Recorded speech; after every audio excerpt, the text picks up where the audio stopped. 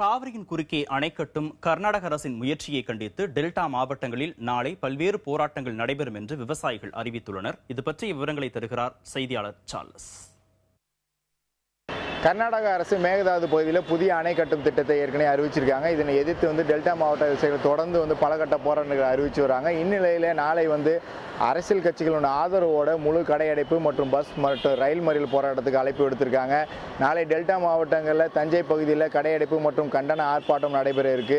அது மட்டும் இல்லாமல் திருவாரூர் நாகை பகுதியில் ரயில் மற்றும் பஸ் மறியல் போராட்டம் நடைபெற இருக்கு. திருவாரூர் பகுதியில் காலை 8 மணிக்கே அவர்கள் பஸ் மறியலில் விவசாயிகள் மற்றும் அரசியல் கட்சியை சேர்ந்தவர்கள் போராட்டத்தில் ஈடுபட இருக்காங்க.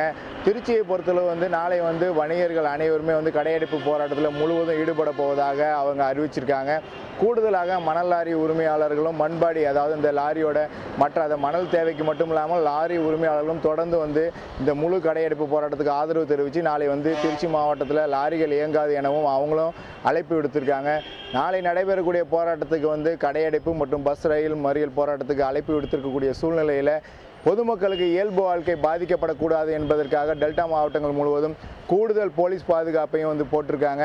முக்கியமான இடங்களில் காலை முதல் மாலை வரை போலீசார் பாதுகாப்பு பணியில் ஈடுபடுவாங்க. புதிய தலைமுறைக்காக ஒளிப்பதிவாளர் சசிகுமாருடன் திருச்சியிலிருந்து சார்ல்ஸ்.